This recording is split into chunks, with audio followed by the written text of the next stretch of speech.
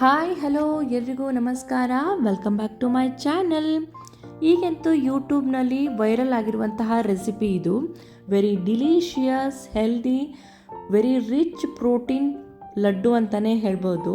ಹೌದು, dry fruits ಲಡ್ಡುವನ್ನು ಹೇಗೆ ಮಾಡೋದು ಅಂತ ತಿಳಿಸ್ಕೊಡ್ತೀನಿ. ಹಾಗೆ ಇದು ಅತಿ ಹೆಚ್ಚು ಪೋಷಕಾಂಶ ಉಳ್ಳದ್ದು. ಥರದ ಡ್ರೈ ಫ್ರೂಟ್ಸ್ಗಳನ್ನ ಉಪಯೋಗಿಸಿ ಮಾಡುವಂತಹ ಲಡ್ಡು ಇದು.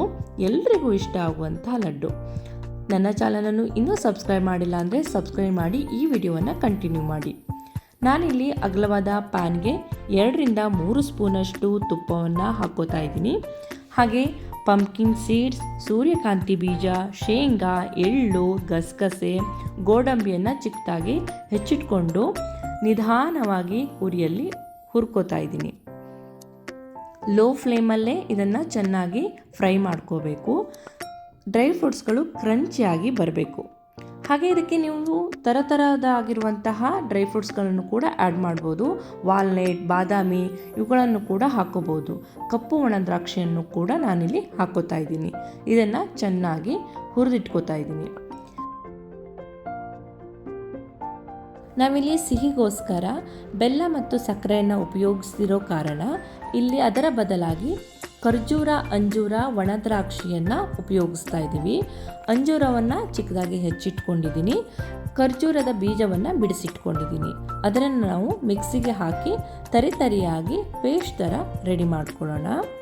ನಿಧಾನಕ್ಕೆ ಮಿಕ್ಸಿಯನ್ನು ಮಾಡ್ಕೋಬೇಕಾಗುತ್ತೆ. ಯಾಕಂತೇಳಿದರೆ ನಾವು ಡ್ರೈ ಆಗಿ ಪೇಸ್ಟನ್ನು ರೆಡಿ ಮಾಡ್ಕೋಬೇಕಾಗುತ್ತೆ. ನೋಡಿ, ಈ ಥರ ಡ್ರೈ ಆಗಿ ಪೇಸ್ಟನ್ನು ರೆಡಿ ಮಾಡ್ಕೋಬೇಕಾಗುತ್ತೆ. ಮಾಡ್ಕೊಂಡಿರುವಂತಹ ಪೇಸ್ಟನ್ನು ಬೇರೆ ಬಟ್ಲಿಗೆ ಹಾಕಿ ರೆಡಿ ಇಟ್ಕೊಳ್ಳೋಣ. ಈಗ ಆವಾಗಲೇ ಫ್ರೈ ಮಾಡ್ಕೊಂಡಿರುವಂತಹ ಡ್ರೈ ಫ್ರೂಟ್ಸು ತಣ್ಣಗಾಗಿರಬೇಕು, ಹಾಗೆ ಕ್ರಂಚಿಯಾಗಿ ಕೂಡ ಇರಬೇಕು. ಅದಕ್ಕೆ ನಾವು ಪೇಸ್ಟ್ ಮಾಡ್ಕೊಂಡಿರುವಂತಹ ಅಂಜೂರ, ಖರ್ಜೂರ, ಒಣ ದ್ರಾಕ್ಷಿ ಇದೆ ಅಲ್ವಾ, ಅದನ್ನು ಹಾಕಿ ಮಿಕ್ಸ್ ಮಾಡ್ಕೊಳ್ಳೋಣ.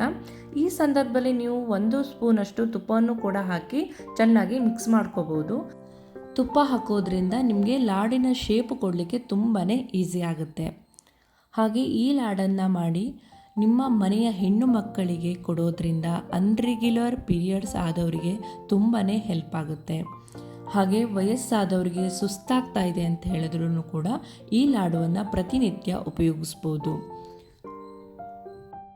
ಡಯಟ್ ಮಾಡೋರು ಕೂಡ ಪ್ರತಿ ದಿವಸ ಈ ಲಾಡುವನ್ನು ಸೇವಿಸ್ಬೋದು. ಈ ಲಾಡುನಲ್ಲಿ ಹೆಚ್ಚು ಪ್ರೋಟೀನ್ ಇರೋದ್ರಿಂದ ಆರಾಮಾಗಿ ನೀವು ಇದನ್ನು ತಿನ್ನಬಹುದು.